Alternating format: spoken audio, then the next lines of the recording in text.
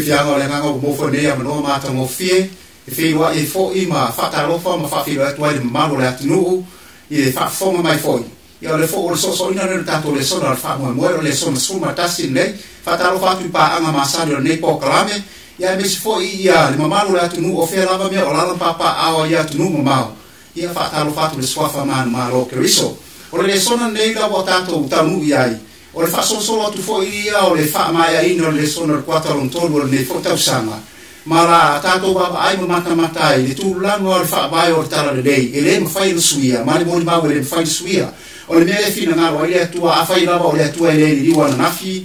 e o lava le fa ba ele di lava mo fe au o tala le dei o fina ngaro ile tua fa dia di mai me siri mo le labe ino tangata e ala ile fa tua male tali tomu ia lo fa tu no le tua male labe inga o le sola tato baba ai ai mai mo ai le sola ne fa tau ile sai ino Paulo Jerusalema mai tele me ono a mai ati tato le olanga fa vai mai o fili ina ia te lepe ai le mausali o fa vai ma te tonungo tangata wa ia tali tonu le o fina ngaro ile tua le masuia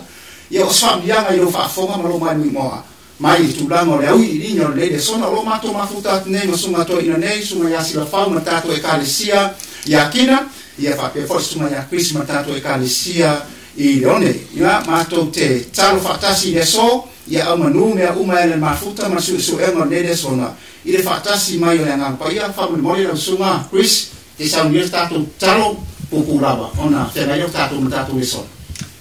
tato talo lo mato taba lo le langi mato te le tau fia la ofio e no ma mato para watu la ofio e fa pe tale no mai ate mato ma la ofio ma mato fa no longo I la feta la mai le na pai lo swafle su mato talo tuai amen o ofsi ia le sona de manato se lua fa pe o fere me tu ai te ngata le tu malana mo mau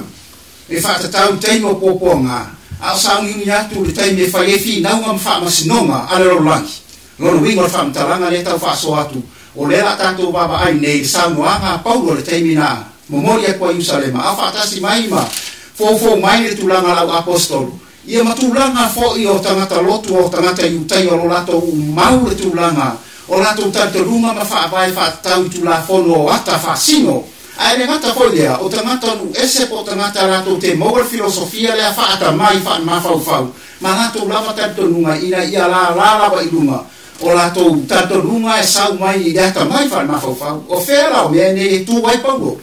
ai ile le solo nei ile mata ko lu suma tasi lu suma lu suma to la fa to oto ai tu la uma le solo nei le ngato la tato wa ai fa msinonga a stau talanga la tau talai Paulo lu mo tangata ma lunga e o la vai ba nga nei lua le ngato tangata yutaya ma la to fa nga ma lo mo tangata lotu e tatu tu baba ai lava o temile na pule Roma le la langi temile na umia fo la e Roma le pule e ma fai ba sia ma ye Paulo I tu langa o me manu nunu ya me se fo tu langa fa sinonga dei le la Sofia ai tu langa la mona e a to me be fa vai ne sta stain e beta e me le mawe e au manatu le solo suma prisma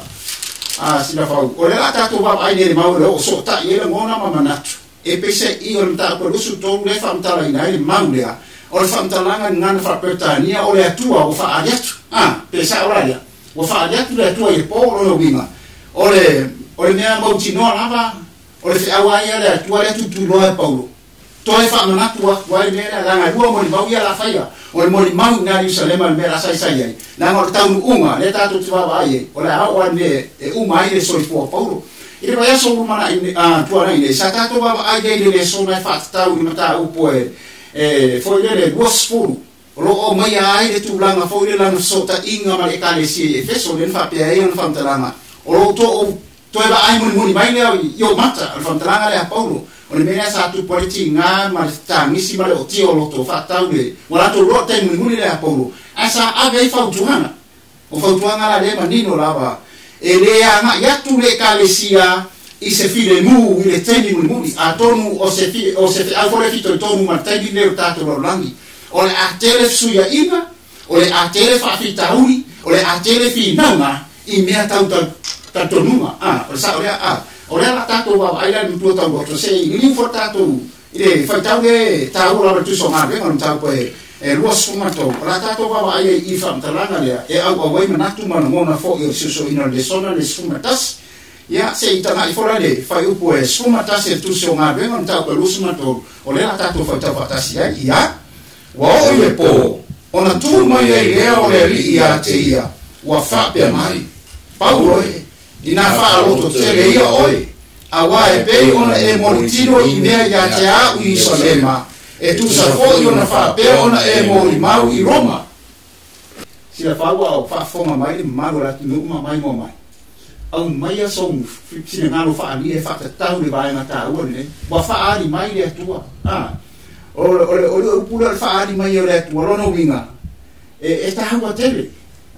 e ta wa lo fa mtana ile tua le ne o mori mau o le mori mau le na fa Yesu le o le me fo le te mori mau I fea I Roma se a mai la sau wanga fa ta o le ba nga de o la ta to malanga to Yesu so fa te tele ia no o le manino ma si le fia le bala wina o Paulo ia le tamseko o le bala wina le Paulo sana la unga ina I tali ai I ona fa misino uma mai wa ngai Paulo le ola ese mai la no mau I Jerusalem la no mau ale na fa Jerusalem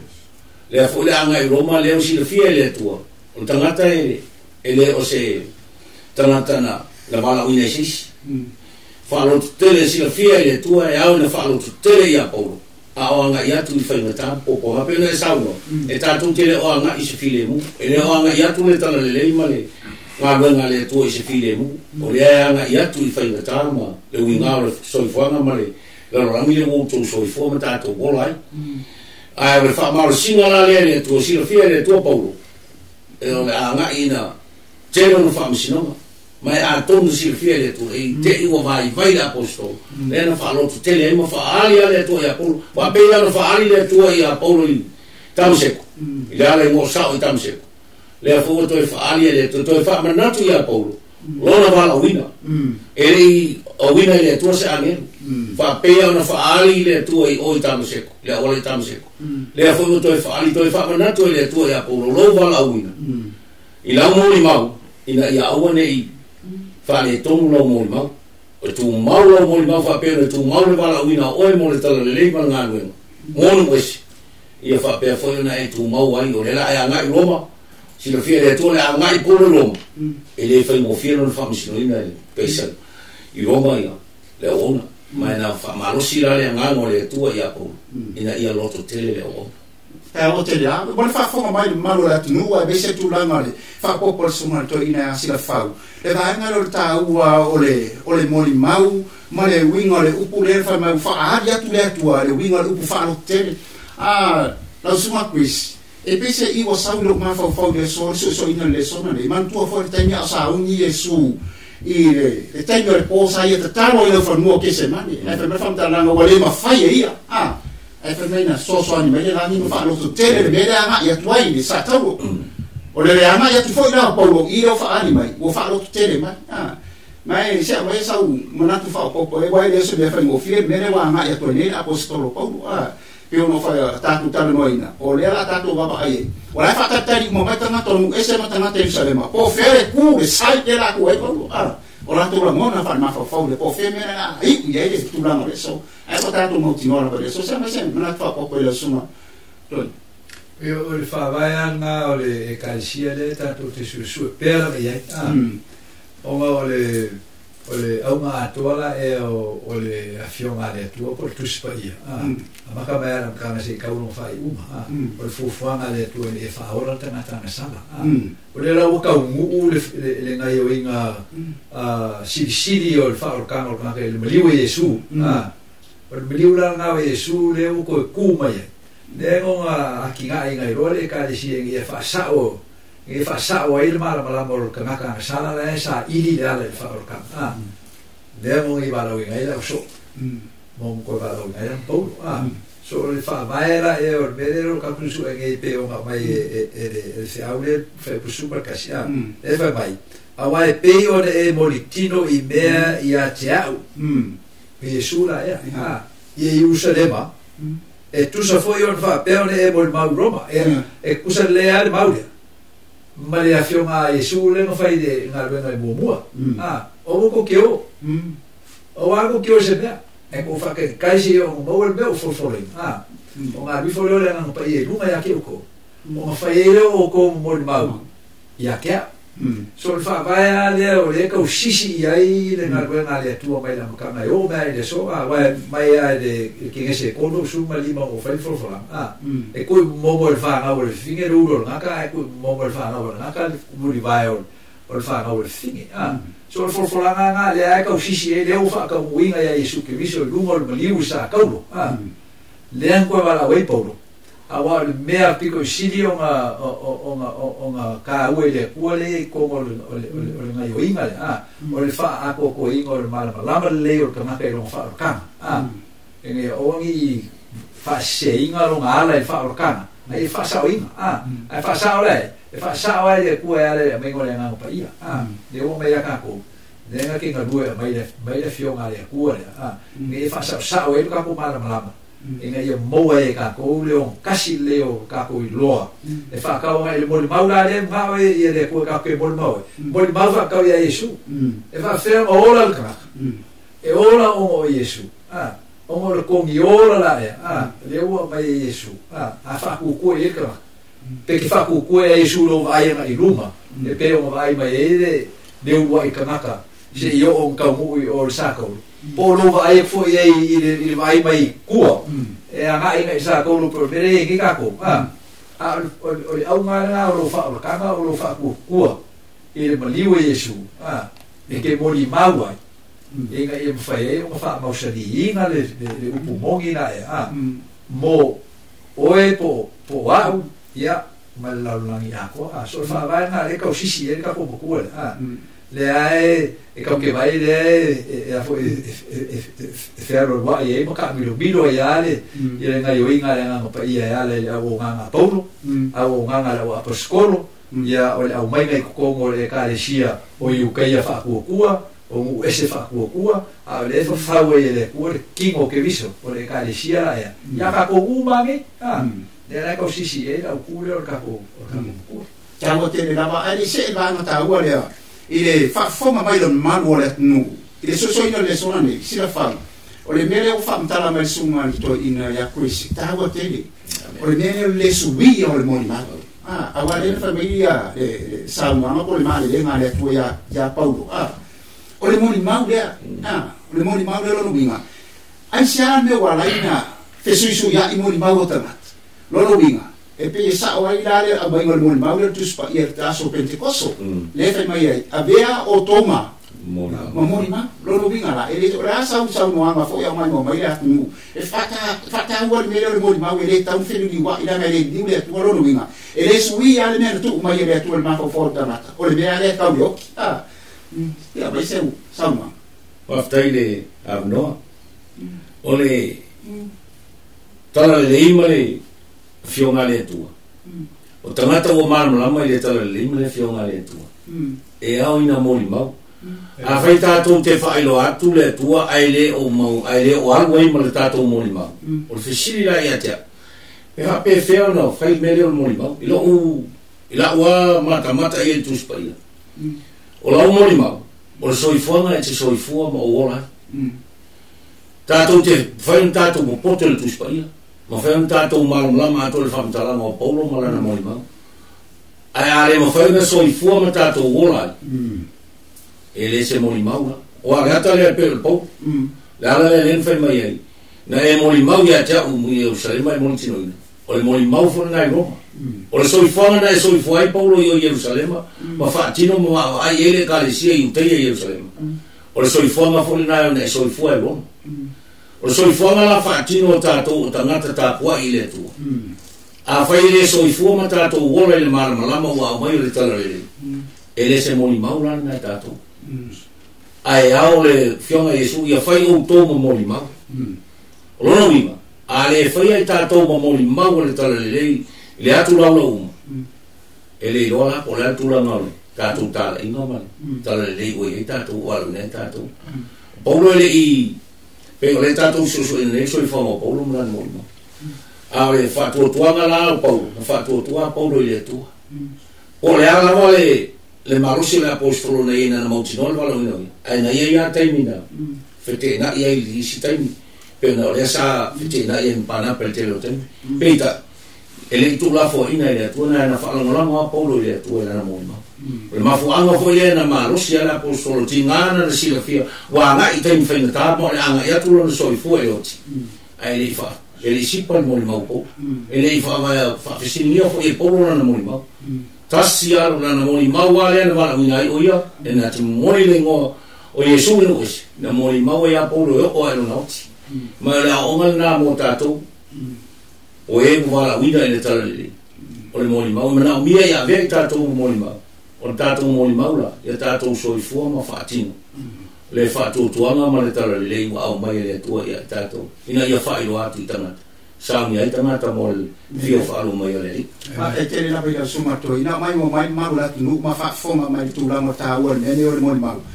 E fa la mo mau. Le moni o le carina e tu on tanata. Amen. Ta o tele mero e mai si la fa fo mai mo mai. Chris e o se me fa mo fiel me le o le va ai mai o ta. Wa le la face me ka ko mo ka o mana ku po. Amen. Na at sai le la ba o ia o le ba ko po. Ai ai nere to no na to not asia na ngala mo ko fa kadi mai u kai ai ile malanga ni wala ko fa lo mo kali na na la ko ke maningo a le o atu da pena tatu su so ine le sona ne na uska ya po fa ko mo le me ka fa ma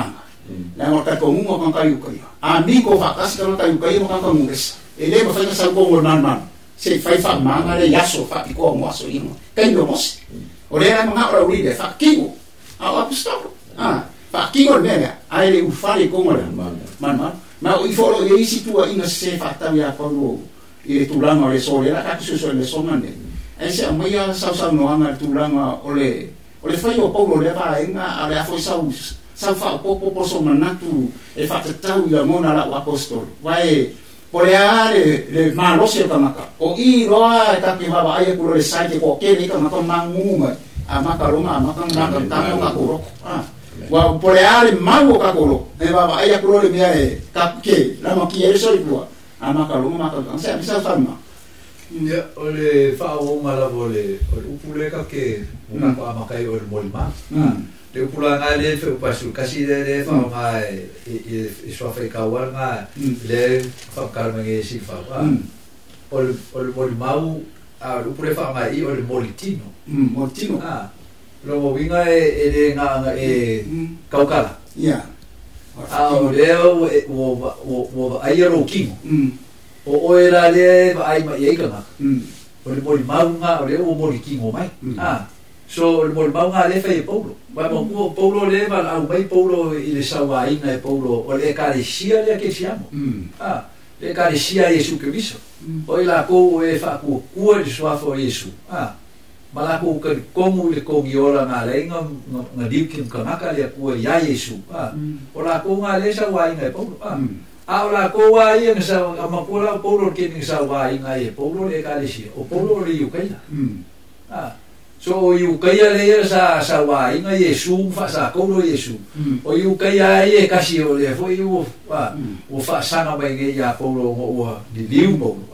wa se mai Paulo mai de e fa po ko ngala e por senga la io o le au fa ku wa anu le ku le o fika ya i male i le ale kamseko o nga di wa lola io le o la fo o le moli mau Paulo le ngai ke bia sa wa ngai Paulo le kasia o le moli mau kingo fo i moli mau Paulo e fika como Paulo sa ora no bea sa fa a le ala o moli mau bo Yesu ya le foi la ka ko ai le moli kingo i ora no moli mau le ka u mai Jerusalem o lo ka mai mai ia uso le i Jerusalem ya Paulo o le o sa Paulo e moli kingo mai il fa ka u mo o polo inga Yesu ya Paulo abel ka le mo le arena ngai la ko felo inga o mo le ngai o inga le o fai le ko e fa sa o mo bang fa sa o mo mau so fa vai la o la foi o ngai o inga la o fa sa o mo mau il me fa vai il fa o ka mo ka io a fa pera che fa ku i der for i kongiola der i der for i live Jesu Kristus ma venga enga ka u Paulo le i kala le leila e o le me valea i ma ko mesis o le poco i le because o le kala le o le live Jesu lu o sa ko kongiola ila o sa ele make sense i ka because o kanaka le e kaukala e ka ko fa kawa mai fa o kanaka e ei langa e o malonga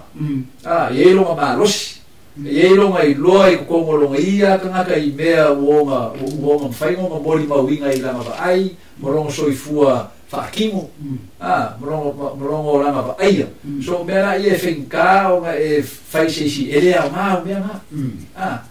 kasi mea nga lo fa ku le baliwe Yesu ele make sense na fa ka nga kanaka fo le o masangi mo le ola fa kimo mo le ola fai ne fai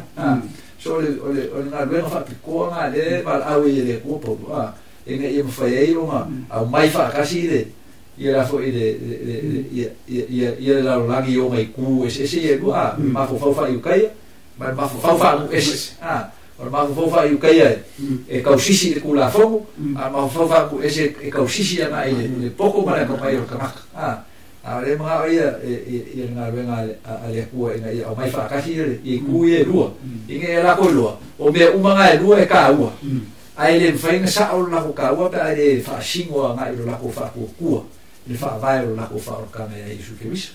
ia o ma kala me o le mai nga pe o sa o le mala e il fa ka umole o fa ki ngonga o fa ku le koko Jesu Kristus manga waila wa sala le fa mai ngo me ko kingo ma fa mai ngo ku la fo ma fa mai ngo so se ne ala ko ka ma e fa e o ma sa o le leila lo fa ka umor ka le ta mo tere vai ma le o mai wai o le sona nei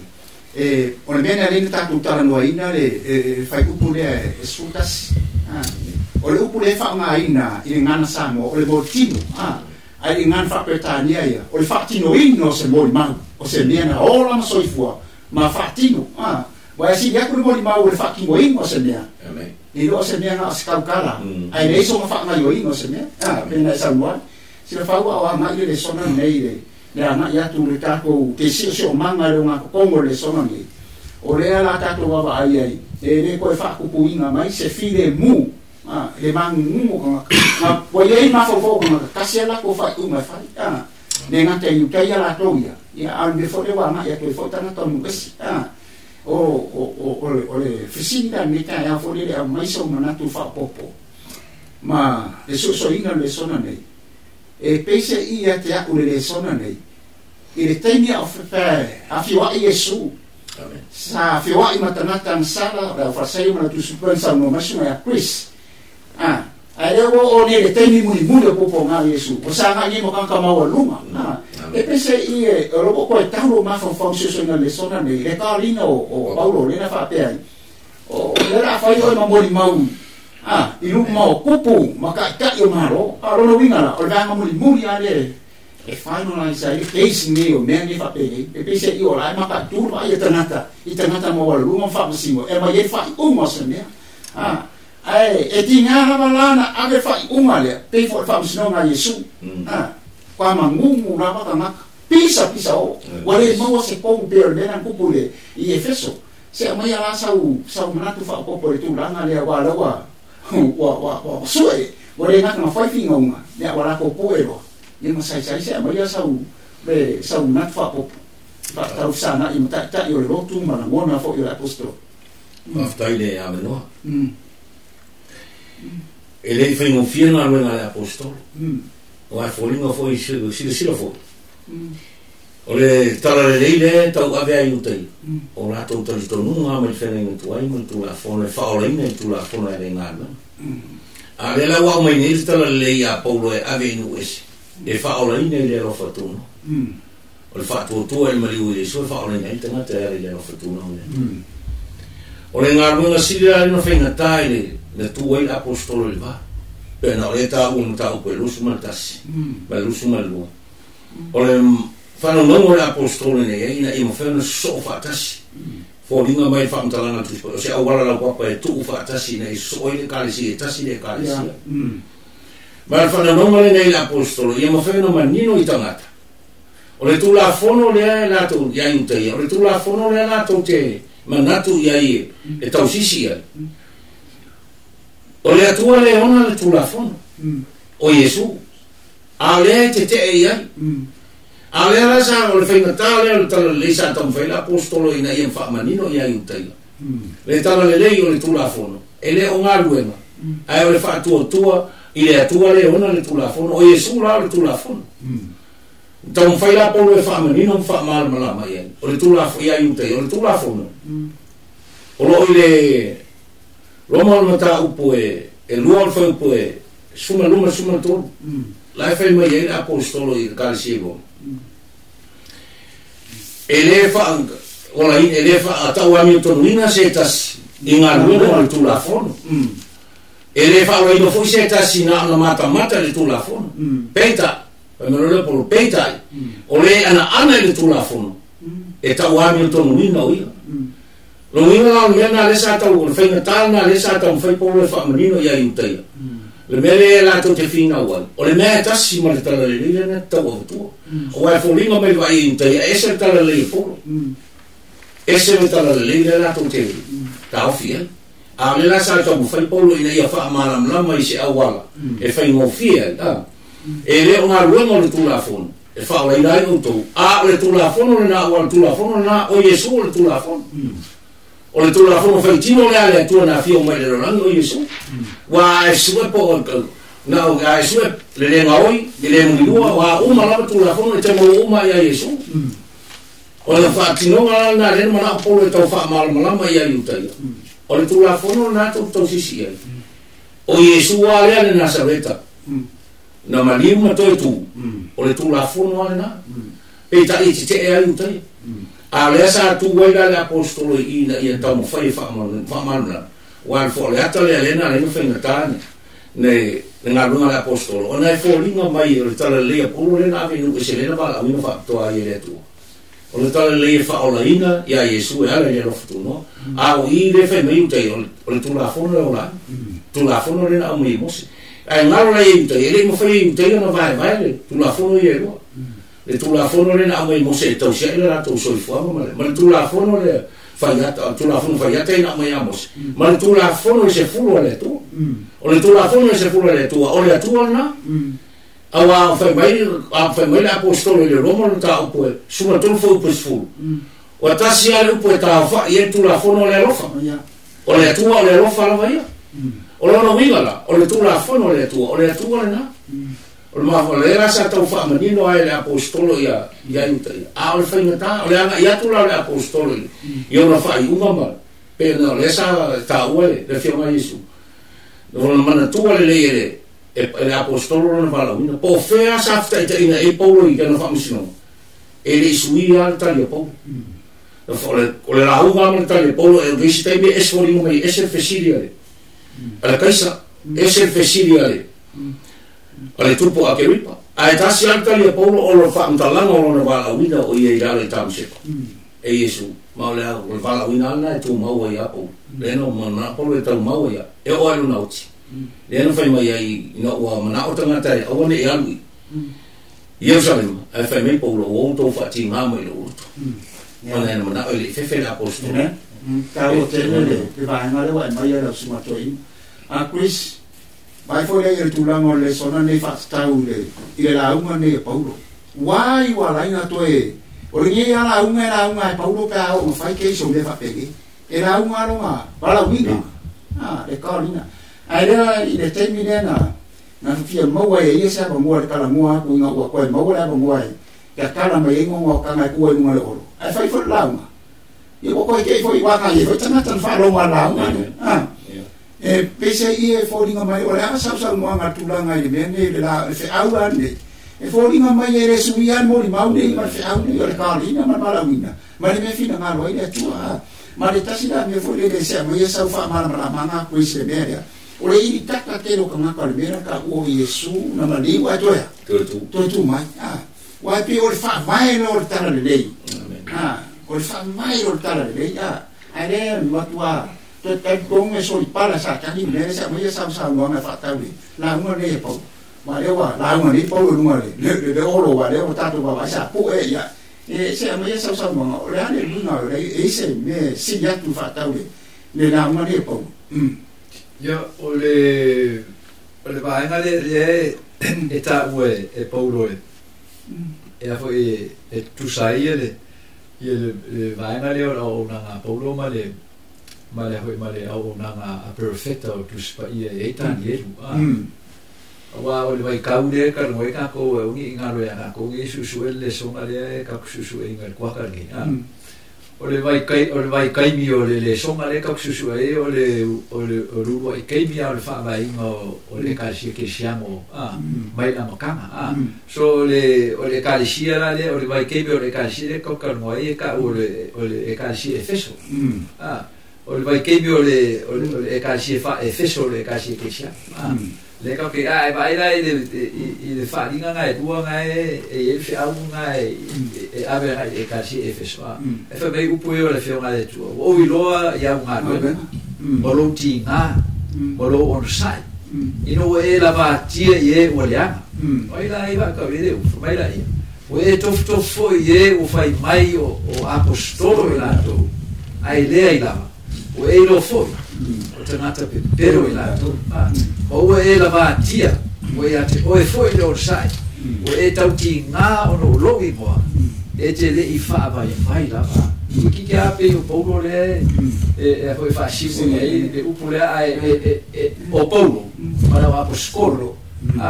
vai la ko umanga la ko kadia le kale le o umanga ko ku Yesu le fa ka e fe aure le ka si e fe o le mafuanga le e ka o ke le o mai ie e la fiona le ku fo le ale ka o ke le e va en ale o fa ku mo wingo o maule mo ka ku o ngala o le ka kilo le fa va ingo le ka si lo ma ro si le ale ka o le ka si e feso le fa va fa ku ma bulbuli e ka si al me e ka si al pongo ke va e ki o malo ya ke o lo va e rofa so venga le maure può fare mai le calcia le feso o le qua mausalia o fa mo kuinga le qua o il pokul o le calcia che siamo ya Gesù Cristo le causisi altra por eso ma il cusia o le una due ile o nga Paulo ma la apostol e fa kawa ile kom le muol moli maule fa singo nga ya Yesu ma lo liu kin komaka lo liu lo ko ku lo so ifuama wa me ma nga o nga ko mar mala deia e ma sa o ka ko mar mala fa kawa o vero le me mai ka ke fa ile o langi o ka ko nga buena mo ka ko sa iringa o ka ko fa mo buena o ka ko fufuang ma me e fo e ola ma ka ua ma o nga mo lo ka ko o nga ele nga ka mo ka ko ora i ngei la ki ka ko fa mo le ola fa le video le nga le lei le ka ko ke ka mo ai ma fa ma ka me le fio ma le ku o nga le fa si share ki apo o nga le fa si share ki apo o nga le fa share ki apo e sawe como male nga le o le fikinge ai o le femisa o le fe ai nai e fa ese ai io ka ko lo monga mo ka ko ka ofi mo ka ko ka munga mo ngala o la ka ko ke sa we ai uso la e alu ka ko lu mo sa we ho por e ku ia pe ku ile e le ka lo ku ise la nga ko ngi a o lima fole ia ki nga ma misi le mea ki ko ku ia la ko ngi a o ku e fa pe nga mo le ku la nga le we ye mo le ka ko mo fa ia nga e sa we lu mo le o poco ma ka mai ma ka ofi ma ma ko ka ai le fa ve lu mo la fio ma le pu so le denga en ka o ke le vai ke mi de o le afo o le mo dingo o le ma o Paulo le fa va ingo le ka le si inga o mi o ka ko masa o salo le asa ma le vela o le ngaruenga le e kupurua i ko mo o kala le lei o le ku o fa sema ngaruenga fikinga ya ki apolo le ro i ko inga ia ka mo fai e se o ka ko ma ko fa mai ko le mu por focus o le bala wingo kako ine kako vaku kala le e sa loko mai e ka le ro sai kia i longo langa ya so feso ele fa ser ki apo le alenga ko ora maka ka ko ora fa me meo ka ko ora maka ku fa piko ai ka kereiro se kere me e sa uia le ku mo ka ko e kere ba ki vai se meo me ki faie e che fai esse mere leisi anche lei fa kama ai no i lungo il fa vai o kala lei ai su che vis e fa pe na un capo loco lofa ma capo loco foi le fuai mole lei o isi kala le fa te la bala suma toina a fa fo mai da nu fa solo ia le sona nei na fa i le sona ile tato tei o te ba ai ia lo suma to ina le sona nei o le mea le ta goto e Paulo o le fa mausagiina le o le fa mai o Yesu o le fa vai o kalkonga ma fa o kana penenta o le mfai suia ta to baba ai ke ni mo le ma ngota la no ro ma la unga mai Paulo runga le oro e a lo wa na fa ro ro tana ta mama nga se o uma pisa o bolo le fua le ma ngai o fa mkala ai Paulo le mea le fa mkala ma fa o Yesu na Nazareth le ma liu ma to e ku mai ka wangi foi uma leo kona pera le na taua e o mol foi le pa male le leo ai se meo ai o te manatu si la fau se lo so manatu pa popo le upu le fa ngaso o tato e pe o le nila le pole matu lo no vinga fantaranga le o ku ama oia e pe o ku ye Yesu luma le moko ka maka ma tanata ma ka ko ai Yesu ona oia okay manatu le so se mai so manatu fa tau le va na tau le bo o ta to le so na vale la ma loka ko so ko ma le bo ya ku yo ka so ya manata i fo so na me ba ya so o mai so manatu fa tau le na tele la uma le bo mo ma wai Paulo le bo ko so i formanu ma filosofia la vale le ka filosofia na ta ya o le manatu la vale e ese ko ku dia na fa amtala fo Yesu mo mai la wali ia la fa sei mo ilo Yesu va che kana ta ko fiku vo ya o le fa fike wo ki le descama fa solo ma fa solo par fine se io amo che siga ora la o ya fa mai den kale Yesu che o fo ya che o che fa ka un ertus no vinga la o le fa bai o mo ma la capa Yesu o che le fa ka un ertus o che le manigo e for la mane lo vinga la se a mo na tu fa po ai siapa ile manatu le ta o te la unga le Paulo ile mo fa inga ma se e Paulo pe ka kara ia fa mai o ngo kama e fa mo sabia ta nei o Yesu na ma liu to tu mai e fa ma o nginga le e fa ora ina te mata e ana fa to tu ma le rofa tu no le tu fa te tele la o le tanto no ai utai e o mai te mini mata ia i mai lo ta ofia o mai le so Israel mo tanga te utai e leo se atua Yesu a le mele le na silo na mafai le loto le apostol ila na ngalu o le tau mafai le apostol ia fa amara mlama i tonga te iuteia o Yesu o le atua pero na uta ua na ni la o le Yesu o le tula fona o le atua a e sa te tele iuteia a le mea silo na ta ua ia tau le apostol o lona loto tele ale na fai e ngalu inga lena na fa amatala ia iuteia sa au na i tau loto na o sawaina tanga te kemisian e o ai a se te fano na o tu o i tawhatafi sawaina se te fano pe tai na o wala uina a o le tangata le o Yesu le Nazareth o ilo al ele o Yesu le o le tu ma le tau le foi mai le o te moli ma watu ia te uto ele fa o le ina se tasi a wai mai e te mo se ma venei to o le tantonunga le tangata i utai e o le nga gwengo le tu la fono ale anta mo fai mai le apostolo le famino ia ile ai le tala lena le mafuanga fo le na fio mo Yesu le fai mai na fio mai o ia no ai la tu tele Italia ora le mo fai na Italia sa fa Italia o mai le solo fa Italia tronte Israel pa o mai lang e fio mai lang ilo la tu tu ale la ta le mata o pisini no fai na tale apostolo ana tu sala il apostolo peotia ana pele no roto tangata o no o iutri fai mai le apostolo le ta o na tu sile ta to lo fare fai mai po na o ye vai ina yo mo pe ne yo mo vai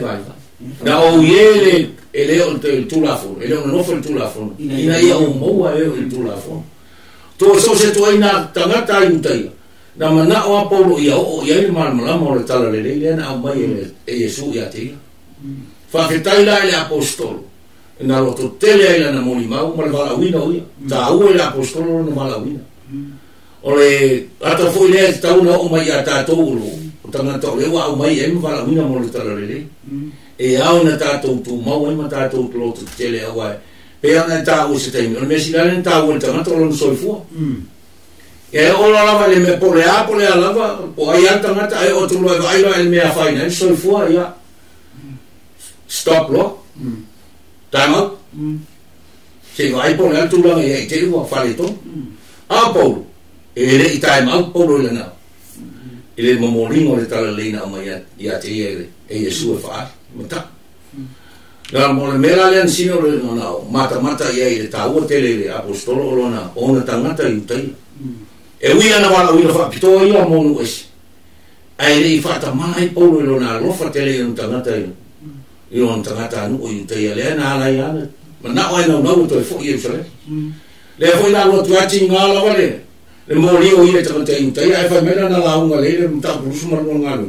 se mai au soi matama fa fo mai ai la unei fa tu watu ia te uto mai ele fe Paulo awan se fa pe fa lo me la fo tu ina ia te uto a me Paulo fa lo mai la fa tu watu ia te uto ele fe apostolo fa tonu seria e a me to sisia i tano te uto me la le ole va wina ole no to tele ala le apostolo nei o le me nei ina ole ni mama matali tonu apostolo le no va wina olona no to tele ana le ana faia ia la ngalo le la tato wa nga ia tu le molio le apostolo le ana ia tu i tai mi muli olona so i fo nga la ngalo ai le so le muli pe fa fiti la apostolo le tu maua ma le ngalo le tu mo tanata ina ia fai mai tu mau se ia o le oti tu so fali ona o vatu le ia te o to pa le e mai tavo tele a Chris a o fa solo te mi nei le ai ngari nei la uma nei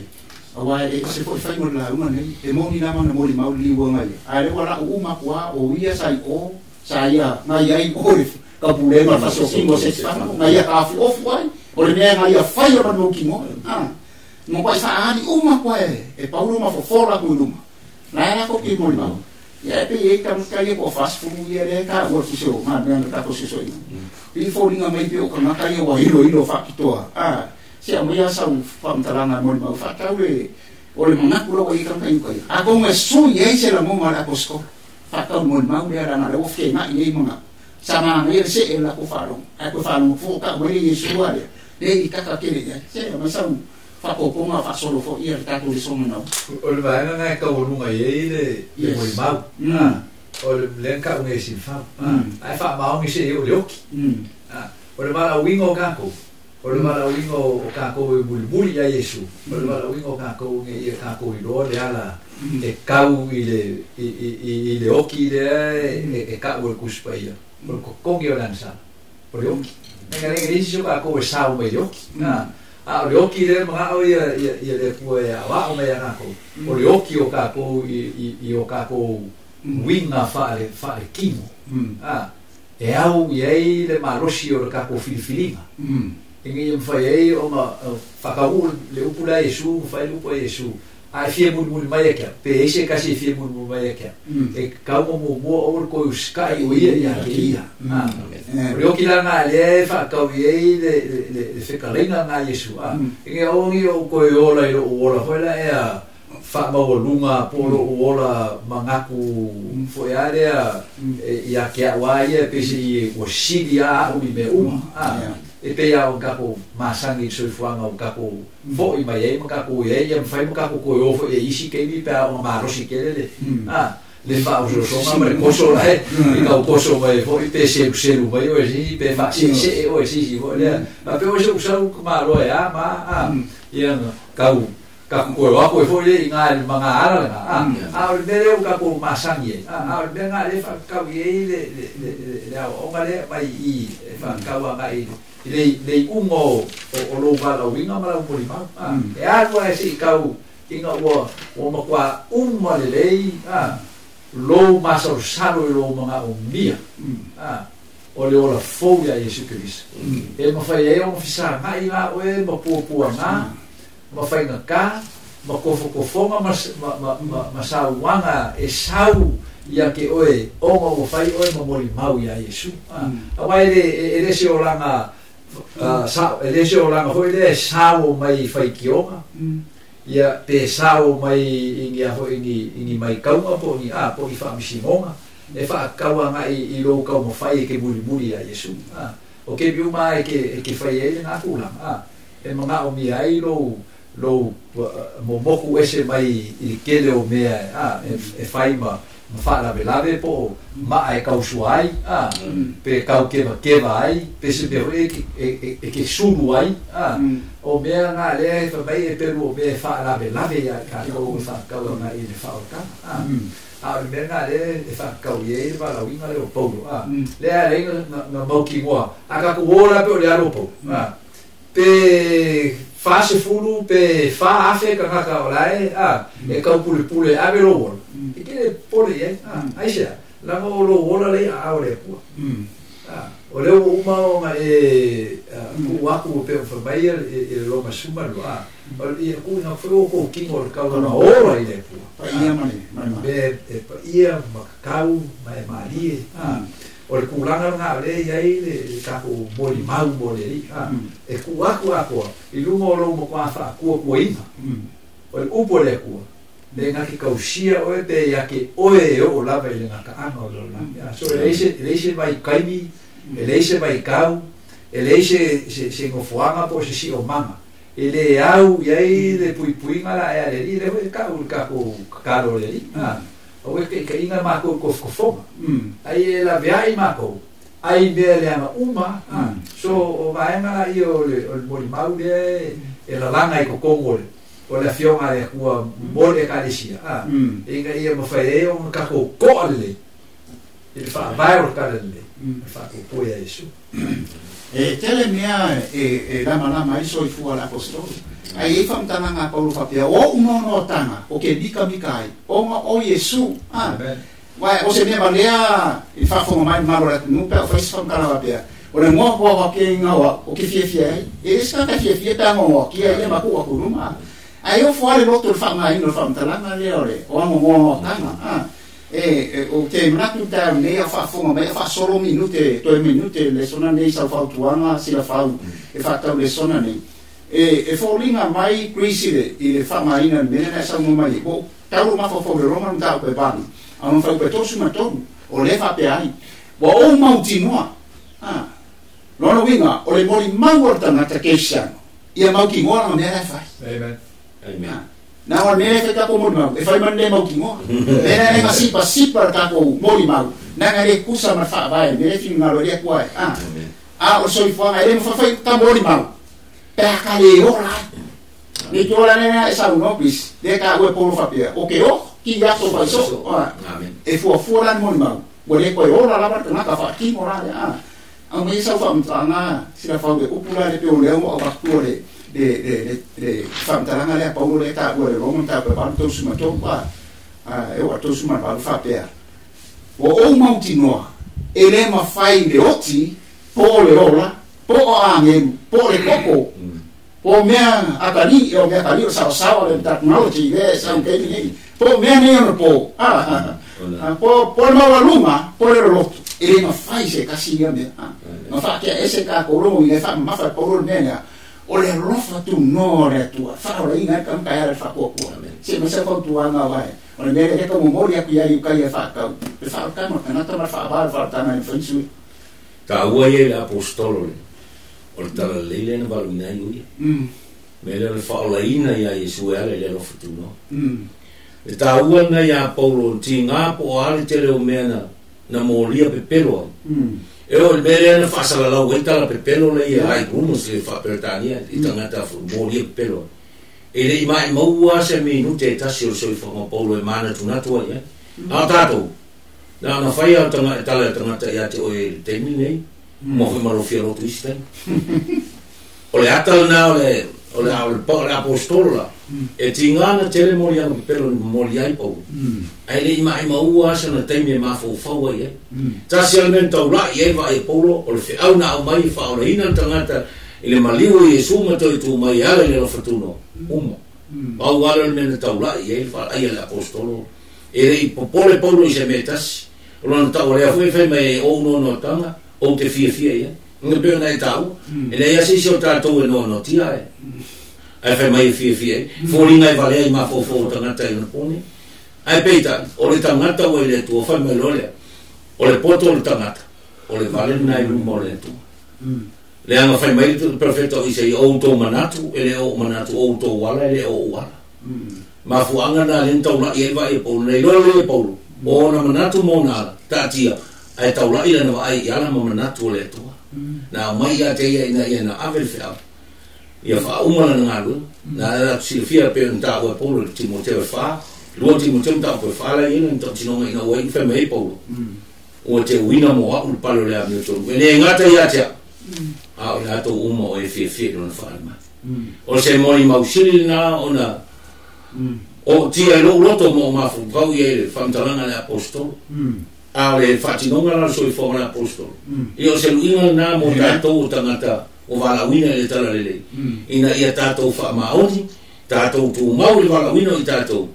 no mera wat por ala vale o tu lana tato tio e le no fena apostolo o a foi tala tangata e fai a tato tati ai taula i tato ai le vala wina i tato ma tato mo li mau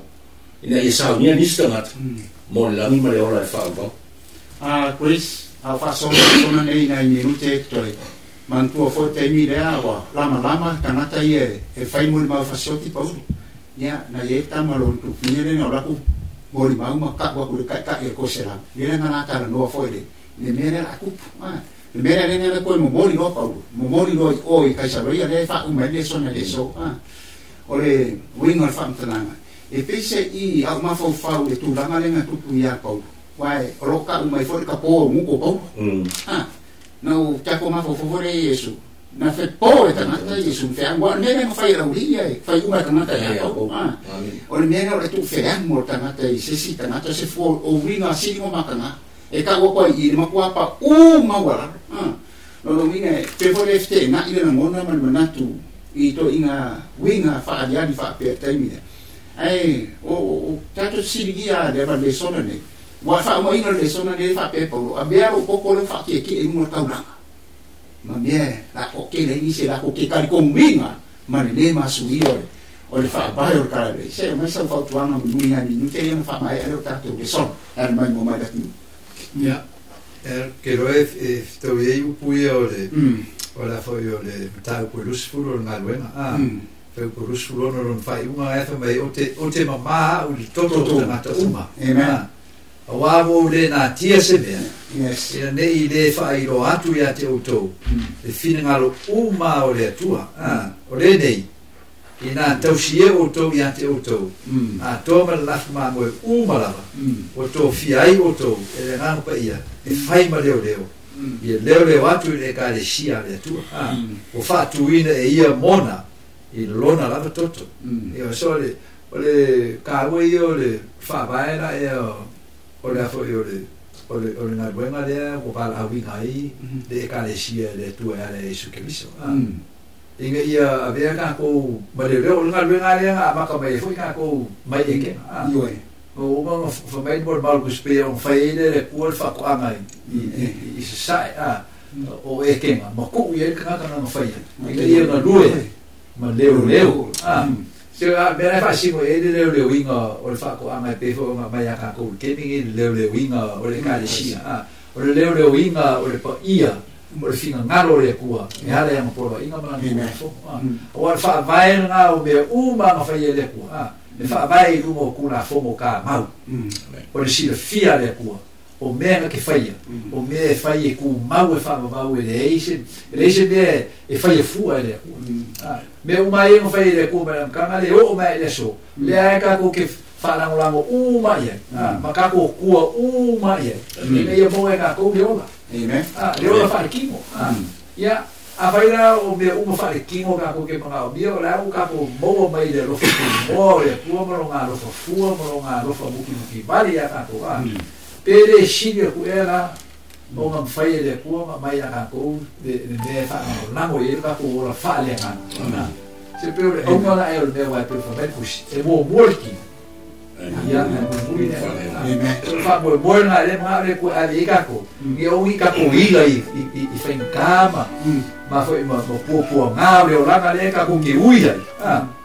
na o mea i e fa i le kupu ma le olo ka ko fa ko e kupu le ko po le fiona le ko e ko fa foi xie ka ko ora o mau o mal fa xei no ka ko i nga buena ati ko ta te lava o le mai mo mai nu pere Samoa me se pa amor nei po kalame a o lama ma fai u nei le sona ele lava ma natu ma la mona fo e fa so ele le sona nei a o la stalo ma le suma to ina nei ya nga lue pere mano le nga pa ia fa la tele le loto o le to fa le tua lo momoni ma ye fe au nei fa stau ya nga tu pulanga i te lo soifua ma tanto wola i paneta nei le o fa mtala ina sunga ya Chris ile tulanga o le baanga le fai mai Paulo na tere ina tia se me tasi o fine ngalo le tua o mea o ma wa mai le rangi mo tanata o le moli mau fo tanata moli mau tala le ke viso na tere na tia mo fifie se mea la mo le tua fa ali o le tua fa ola e ta to numa le so mare nei le sona ya fa la tere le mana o le ngana a o fa na longa la loto Samoa ga tu tere le ngana ia so talima pa ia iso tamata ai fo se pati fo po spantaranga o sasi atu luma nei ia fa lango lava i loto fa mangalo ia ma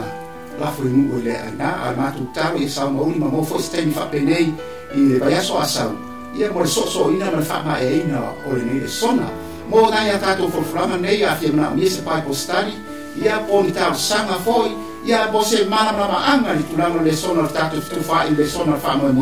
ia o tatu telefoni masani lama na o le ono i baiba